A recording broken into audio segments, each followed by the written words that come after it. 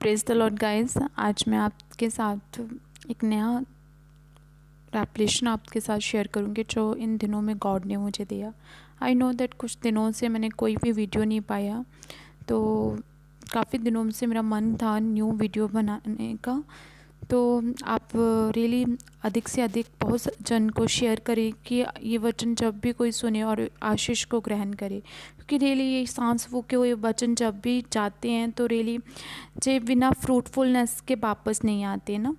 तो रियली आज मैं आपको सिखाऊंगी कि रियली सम टाइम हम क्या सोचते हैं कि शायद हम इस कारण हमारी प्रेयर रिक्वेस्ट जो है फुलफ़िल नहीं होती, कुछ क्या होगा।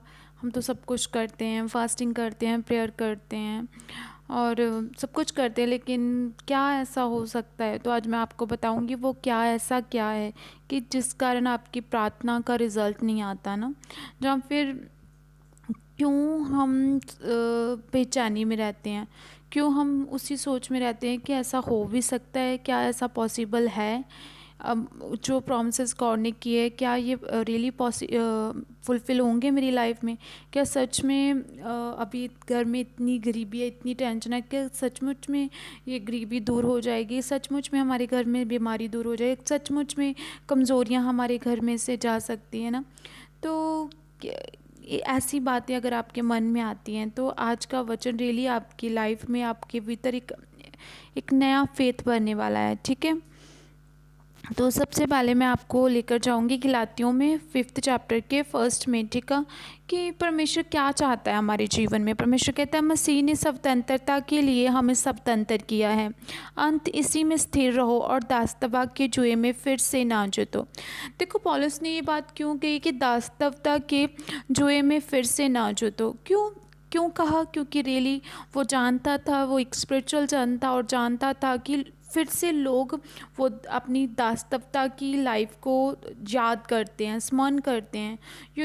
मान लो कि आपके घर में पीढ़ी दर पीढ़ी शुगर चल रही है, तो आपके मन में भी ये बैठ जाएगा कि वो शुगर कहीं मुझे ना हो जाए या मेरे किसी और जन को ना हो जाए ना। तो ये क्या चीज़ें होती हैं जो हम पहले से देते हैं। आप एक अन्य जातियों में से आए हैं, वहाँ पर आपने देखा क्लेश, देखा गरीबी देखी, तो वो चीज़ें आपके मन में कहीं सेट हो गई है कि वो तो इतने सालों की नहीं जा रही, तो क्या अब मसीह में आने के बाद वो चेंज हो जाएगी, है ना।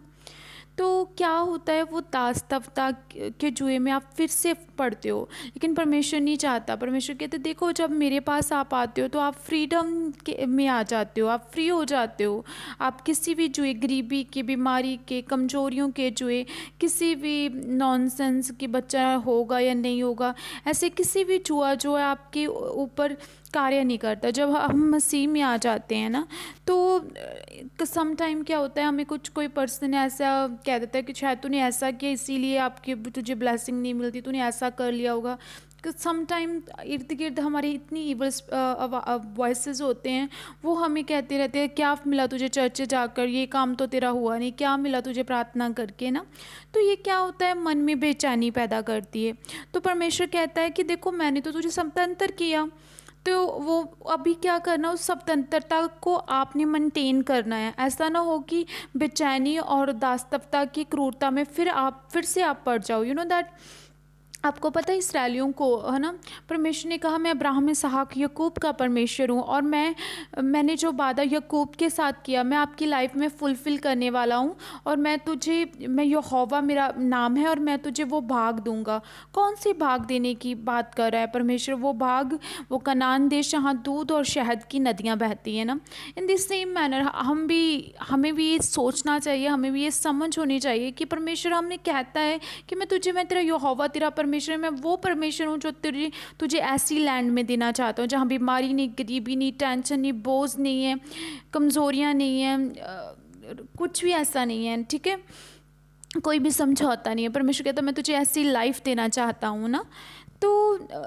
तो बाद में क्या होता है, लेकिन वचन क्या बताता है कि उस समय के जो इस्राएली थे ना, वो दासत्वता की क्रूरता के कारण और बेचैनी के कारण, है ना, उन्होंने वो बात मानी नहीं कि रियली हम वहाँ पर जा सकते हैं।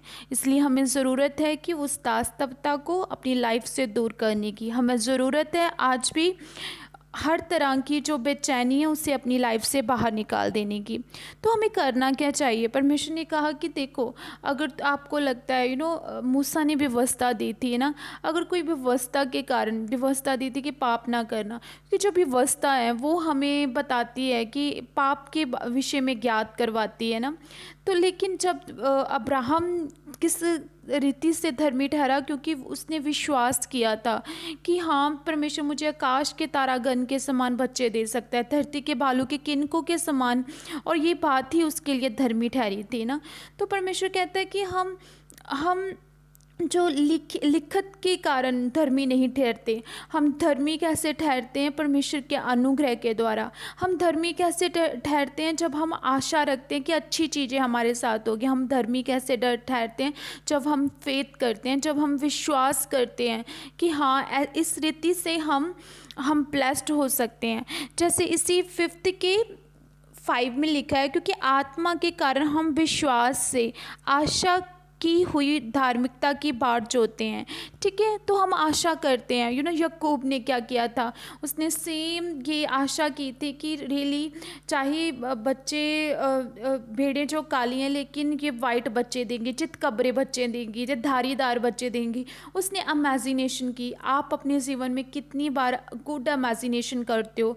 जब आपको सताव आता है, अगर कोई कह देता है, रिश्तेदार कहता है क्या मिला आपको चर्च में जाकर, जो कैसी बातें आपके सन्मुख आती है, आपको कोई दोष लगा रहा है, बेचैनी आ रही है मन में, दास्तफ्ता की वही क्रूरता आप देख रहे हैं, कितने सालों में ये प्रॉब्लम नहीं बदली, अब क्या बदलेगी ना। जब ये चीज़ें आपके मन में आएगी तो आप आशा की हुई वस्तुओं की ओर ध्यान नहीं दे सकते, आप विश्वास की ओर ध्यान नहीं देते। लेकिन परमेश्वर कहता है मैंने तुझे स्वतंत्र कर दिया है ना, अब इस स्वतंत्रता में बने रहो, इस स्वतंत्रता में मेंटेन करो इस स्वतंत्रता को, कि रियली मैं तुझे ब्लेस करने पाऊँ। इसी चैप्टर के 5th चैप्टर में लिखा है, परमेश्वर कहता है कि 10 में लिखा हुआ है कि मैं प्रभु पर तुम्हारे विषय में भरोसा रखता हूँ कि तुम्हारा कोई दूसरा विचार ना होगा, परंतु जो तुम्हें घबरा देते हैं वह कोई क्यों ना हो दंड पाएंगे। दैट फिर हम क्यों उन लोगों के विषय में सोचते हैं कि उस रिश्तेदार ने ऐसा किया, मेरे मन में ऐसा आ रहा है कि वो ऐसा सोच रहा है, ऐसा हमारे मन में ये बातें क्यों आती हैं? क्योंकि परमेश्वर का कलाम कहता है कि जिन्होंने आप एक दौड़ में चल रहे हो, जिन्होंने आपको घबरा दिया है, जिन्होंने आपको बेचैन किया है, वो कोई भी क्यों ना हो, वो दंड की आज्ञा के बगैर नहीं छूटेगा ना। तो यहोवा परमेश्वर उन्हें दंड दे देंगे ना। तो आप क्यों उनके विषय में सोच रहे हो? आपको इमेजिनेशन करना है गुड चीज़ों के लिए, आपको इमेजिनेशन करना अच्छी चीज़ों के लिए, विश्वास करना है, आशा करनी है अधिक वस्तुओं के लिए कि यहोवा परमेश्वर आपको ब्लेस करे। दैट हम जानते हैं हम आत्मा के द्वारा बुलाए गए हैं, तो आत्मा के अनुसार जीवन जीना है। ठीक है, इसीलिए जो शरीर के काम है, हम जानते हैं शरीर के काम क्या है। व्यभिचार है, गंदे काम, लुचपन, मूर्ति पूजा, टूना, बैर, झगड़ा, ईर्ष्या, क्रोध, विरोध, फूट, विरम, डा, मतवालापन, लाल कीड़ा, इन जैसे और भी जितने भी काम हैं, इन कामों को अपनी ज़िंदगी से हमने निकालना है ताकि हम स्पिरिचुअल फाइट में अच्छी रीति से चलने पाएँ। और सच में जो आत्मा के फल है, प्रेम, आनंद, शांति, धीरज, कृपा, भिलाई, विश्वास, नम्रता, संयम, इसको अपनी लाइफ से रिलीज़ करना है कि रियली जो चाल यहोवा परमेश्वर ने हमारे लिए ठहराई है, उस चाल में हम एक अच्छी दौड़ जीत कर यहोवा की ओर से इनाम पा सके। दैट ट्रू लव जो होता है वो कास्ट आउट कर देता है डेविल को। अभी हमें ज़रूरत है कि हर तरह की, अगर आपको कोई ईर्ष्या की भावना से देता है, कोई आपको अच्छा नहीं समझता, आपने उनके साथ ऐसा बिहेव नहीं करना, आप भी उनके जैसा बिहेव मत करो, आप वहम भरमों में मत पड़ो, आप उनको प्रेम से, ट्रू प्रेम से आप उन्हें कास्ट आउट कर सकते हो। ठीक है, ऐसे कास्ट आउट से आप हर एक बीमारी का, हर एक लाचारी का सामना कर सकते हो। जैसे परमेश्वर का कलाम कहता है कि अगर आपके अंदर प्रेम, आनंद, शांति, आत्मा के फुल फल होंगे तो ऐसे ऐसे कामों के विरुद्ध में कोई भी व्यवस्था नहीं है। तो आपको कोई भी जन आपके सन्मुख खलो नहीं सकता, कोई भी पर्सन आपके अगेंस्ट बात नहीं कर सकता, अगर धार्मिकता की ये बात आप समझ लो। ठीक है, मैं आपके लिए प्रार्थना में जाऊँगी। Thank you father, thank you heavenly father अब्बा, हर वो स्पिरिट, हर वो पर्सन अब्बा जो इन्हें फिर से अब उस दास्तवा में लेकर जाता है जो बेचैन करता है। खुदावन होली गोस्ट की फायर के साथ इनकी ज़िंदगियों में जाता रहे यीशु के सामर्थ्य नाम में। पिता मैं प्रार्थना करती हूँ हर तरह की लालसाएँ अभिलाषाएँ खुदावन यहोवा पिता इन्हें तेरी दौड़ में चलने से रोकें। बाय फायर इनके वेज क्लीन कर यीशु मसीह के सामर्थ्य नाम में। पिता मैं प्रार्थना करती हूँ यीशु मसीह तेरे सामर्थ्य नाम में इनके भीतर प्रेम आनंद अब शांति खुदावन आत्मा के फलों को रिलीज कर यीशु मसीह के सामर्थ्य नाम में। खुदावन रोबोरी शेके दे बोरीशो पिता परमेश्वर हम हर तरह का अब हर तरह के शरीर के काम जो खुदावन होली बाशो जो तेरी प्लानिंग में चलने से इन्हें रोकते हैं खुदा बाय फायर इनकी ज़िंदगियों में जाते रहे यीशु के सामर्थ्य नाम में मांगते हैं आमीन। प्रेज द लॉर्ड गाइस, आज मैं आपके साथ एक नया रेवलेशन आपके साथ शेयर करूंगी जो इन दिनों में गॉड